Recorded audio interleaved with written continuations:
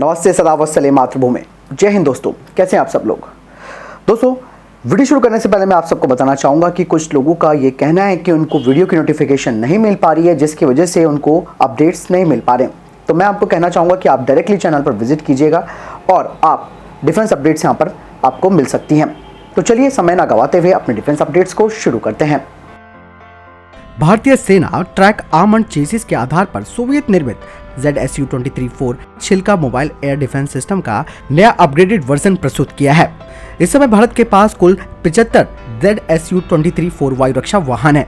ZSU-23-4 एक Soviet निर्मित self propelled anti aircraft gun system है जो 1965 में रूस के द्वारा निर्मित किया गया था। ZSU-23-4 को BEL कंपनी के द्वारा अपग्रेडेड किया गया था, जिसने कि इसमें कई नई विशेषताओं को जोड़ा है। पुराने RPK-2 रडार का स्थान एक नए 3D active faced array radar ने लिया है, जो कि इसके पीछे की तरफ लगा हुआ है। इसके अलावा अपग्रेडेड छिलका किसी भी वातावरण में अपने लक्ष्यों की अधिक सटीक पहचान, अधिग्रहण और ट्रैकिंग प्रदान करता है और इसमें इलेक्ट्रॉनिक काउंटर मेजर लगा हुआ है। अब दिन हो या रात, किसी भी मौसम में ये हवाई लक्ष्यों को इंगेज कर सकता है। अपग्रेडेड ZSU-23-4 छिलका में ऊंचाई में इलेक्ट्रॉनिक स्टीयरिंग, नए एयर कमांडिंग, नए एयर कंडीशनिंग और एक अनुकूल ऑपरेटर डिस्प्ले। इसके अलावा ईंधन की खपत में कमी के लिए नया इंजन और एक नया CRBN यानी कि केमिकल, बायोलॉजिकल, रेडियोलॉजिकल और न्यूक्लियर प्रोटेक्शन सिस्टम भी लगाया गया है। भारतीय वायुसेना अपने कुछ परिवहन विमानों को नए नेविगेशनल एड में स्विच कर रही है। ऑटोमेटिक डिपेंडेंट सर्विलांस ब्रॉडकास्ट यानी कि ADS-B नाम का एक नया उपकरण एक सैटेलाइट आधारित प्रणाली है जो वर्तमान में ground based secondary surveillance radar network की जगह लेती है। कुछ देशों ने पहले से ही अपने विमानों में ADS-B क्षमता को अनिवार्य कर दिया है। वायुसेना के एक अधिकारी ने बताया कि इंडियन एयरफोर्स ने 12C-130 सुपर हरकुलिस के बेड़े को अतिरिक्त एवियोनिक्स पैकेज के साथ अपडेट किया है और हार्डवेयर, प्रोसेसर और एंटीना को हटाने के अलावा इस विमान में मौजूदा नेविगेशन सूट और मिशन कंप्यूटर के साथ ADS-B को एकीकृत किया जा रहा है। ADS-B ट्रांसपॉन्डर वास्तविक समय में एक विमान को सटीक स्थिति और स्थान की जानकारी प्रसारित करता है, जिसमें हवाई यातायात को बेहतर दृश्यता मिलती है और हवाई जहाज को पास के विमानों की अधिक जागरूकता प्रदान करती है। भारतीय वायुसेना के परिवहन विमान अक्सर मानवीय सहायता, संयुक्त अभ्यास, संयुक्त राष्ट्रीय शांति मिशन के समर्थन, सैन्य कूटनीति और लॉजिस्टिक कार्यों समेत कई उद्देश्यों के लिए विदेशों में उड़ान भरते हैं। भारतीय वायुसेना के अधिकारियों के अनुसार IL-76 एम्ब्रर और बोइंग BBJ जैसे अन्य परिवहन बेड़ों में ADS-B को लगाया जाएगा। यही नहीं, भारत अपने नागरिक उड्डयन क्षेत्र में भी अपने नेटवर्क में ADS-B सिस्टम को पूरी तरह से एकीकृत करने के लिए कमर कस रहा है। वायुसेना को तेजस हल्के लड़ाकू विमान की आपूर्ति मार्च 2024 से शुरू हो जाएगी और कुल 83 विमानों की आपूर्ति होने तक हर वर्ष करीबन 16 विमानों की आपूर्ति की जाएगी। HAL के अध्यक्ष और प्रबंधन निदेशक R माधवन ने कहा कि कई देशों ने तेजस फाइटर जेट खरीदने में रुचि दिखाई है और अगले कुछ वर्षों में पहला निर्यात ऑर्डर मिलने की संभावना है। उन्होंने कहा कि तेजस मार्क 1A विमान का प्रदर्शन चीन के JF-17 की तुलना में काफी बेहतर है। इसका इंजन, रडार प्रणाली और इलेक्ट्रॉनिक वॉरफेयर सूट बेहतर है और इसके अलावा इसकी टेक्नोलॉजी बेहतर है। साथ ही उन्होंने कहा कि सबसे बड़ा अंतर हवा से हवा में ईंधन भरने का है, जो कि प्रतिद्वंदी के विमान में मौजूद नहीं है। माधवन ने कहा कि विमान की कुल मूल्य लागत 25,000 करोड़ रुपए है, जबकि 11,000 करोड़ रुपए का इस्तेमाल हवाई अड्डों पर सहायक उपकरणों एवं अन्य ढांचे के विकास में इस्तेमाल किया जाएगा। वहीं करीबन 7,000 करोड़ रुपए सीमा शुल्क और GST पर खर्च होगा। साथ ही उन्होंने बताया कि विमान के हर लड़ाकू संस्करण की कीमत 309 करोड़ रुपए होगी और प्रशिक्षण विमान की कीमत 280 करोड़ रुपए। 48,000 करोड़ रुपए की कुल लागत में 2500 करोड़ रुपए डिजाइन और विकास लागत है, जो कि ADA को दिया जाएगा और करीब 2250 करोड़ रुपए की विदेशी मुद्रा विनिमय दर भी रखा जाएगा। HAL के प्रबंधन निदेशक R माधवन ने कहा कि HAL ने भारतीय वायुसेना के लिए Su-30 MKI विमानों के लिए स्वदेशी अपग्रेडेशन कार्यक्रम का प्रस्ताव रखा है और इस परियोजना के लिए वे एयर मुख्यालय से बात कर रहे हैं। HAL super Sukhoi upgrade package के साथ 200 सुखोई 30 MKI को ओवरहॉल और अपग्रेड करना चाह रहा है, जिससे विमान में अधिक भारतीय सिस्टम और सब सिस्टम शामिल होंगे। सुपर सुखोई अपग्रेड न केवल अपने avionics, radar, upgraded cockpit layout और इलेक्ट्रॉनिक वॉरफेयर जैमर्स को प्रमुख अपग्रेड करेगा, बल्कि अधिक भारतीय निर्मित हथियारों जैसे कि अस्त्रा MK1 BVRM, 100 ITCMR और ब्रह्मोस NG से भी इन्हें लैस करेगा। LRDE के द्वारा बनाया गया उत्तम ISA फायर कंट्रोल रडार तेजस MK2 प्रोग्राम के लिए विकसित किया गया है, जो कि रेडॉम के लिए अपग्रेडेड किया गया है। Infrared search and tracking technology BEL को एक IRST प्रणाली विकसित करने का काम सौंपा गया है, जो सुपर सुखोई प्रोग्राम की रेंज, इसकी रिलायबिलिटी और प्रिसीजन मामले में वर्तमान OLS-30 से बेहतर होगी। HAL के पास इसके अपग्रेडेड कॉकपिट की विकसित करने की जिम्मेदारी है। अब दो सुविधाओं में 230 mm x 305 mm high resolution वाले LCD जिसमें मल्टीफंक्शनल कंट्रोल पैनल के साथ एक व्यापक 20x20 field view head up display इसमें लगाया जाएगा, जो कि सुखोई Su-35 के कॉकपिट के साथ मेल खाता है। इसके अलावा इसमें एडवांस सेल्फ प्रोटेक्शन जैमर लगाया जाएगा और ये इजरायली और रूसी सेल्फ प्रोटेक्शन जैमर पॉट्स की जगह लेगा। साथ ही इसमें कई एयर टू एयर वेपन लगाए जाएंगे, जिसमें कि अस्त्रा MK2 होगी और ये R-27 और R-77 मिसाइलों की जगह लेंगी।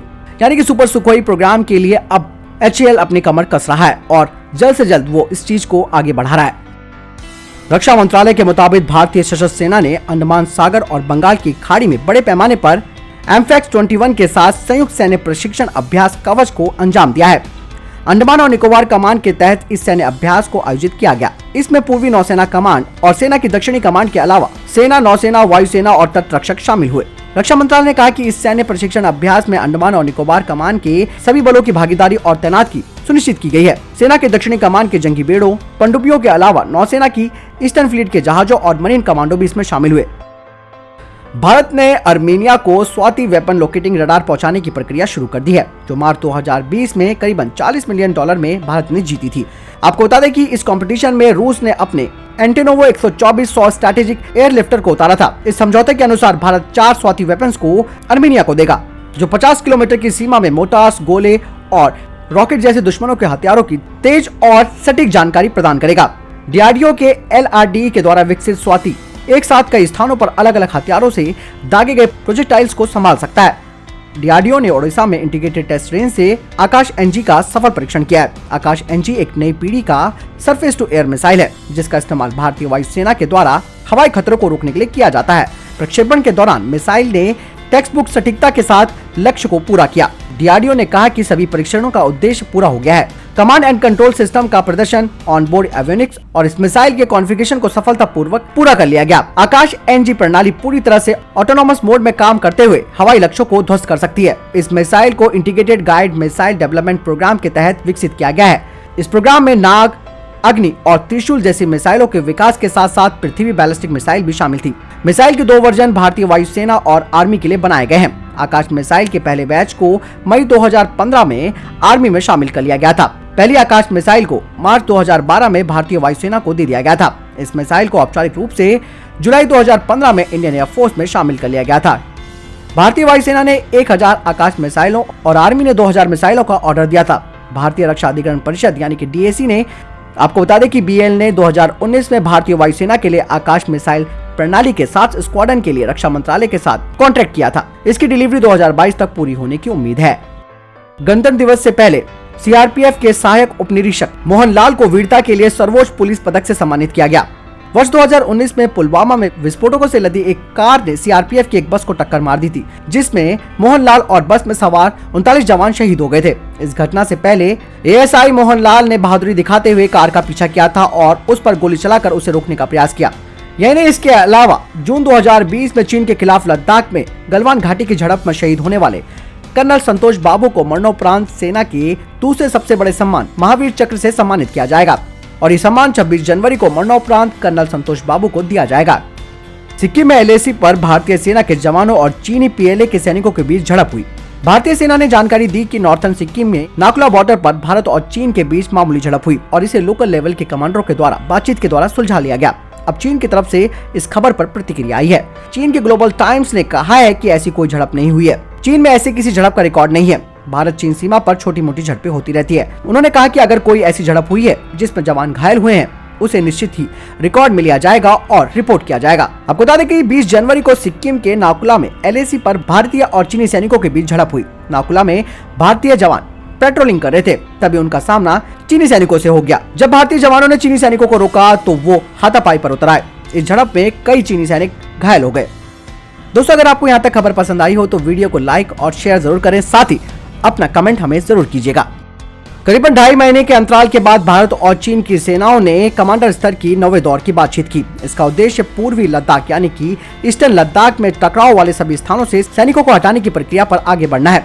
बातचीत में भारतीय प्रतिनिधिमंडल का नेतृत्व लेह स्थित 14वीं कोर के commander lieutenant general PGK Menon कर रहे हैं। भारत लगातार ये कह रहा है कि पर्वतीय क्षेत्र में टकराव वाले सभी स्थानों से सैनिकों को वापस बुलाने की प्रक्रिया को आगे बढ़ाने और तनाव को कम करने की जिम्मेदारी चीन की है। आपको बता दें कि कोर कमांडर स्तर की 7वें दौर की वार्ता 12 अक्टूबर को हुई थी, जिसमें चीन ने पैंगोंग झील के दक्षिणी तट के आसपास सामरिक महत्व के अत्यधिक ऊंचे स्थानों से भारतीय सैनिकों को हटाने पर जोर दिया था। लेकिन भारत ने टकराव वाले सभी स्थानों से सैनिकों की वापसी की प्रक्रिया एक ही समय पर शुरू करने की बात कही थी। अभी भी 50,000 जवान तैनात है। हालांकि भारत ने कड़े शब्दों में चीन को बता दिया है कि जब तक उसकी सेना पीछे नहीं हटेगी तब तक हमारा पीछे जाने का सवाल नहीं है। तो दोस्तों ये थे अभी तक के टॉप डिफेंस और स्पेस अपडेट्स। वीडियो के संबंध में कोई प्रश्न जवाब या आपका कोई सवाल है आप कमेंट सेक्शन में लिखकर जरूर पूछ सकते हैं। बहरहाल इस वीडियो के लिए इतना ही, मिलता हूं नए वीडियो के साथ, तब तक के लिए जय हिंद, जय भारत।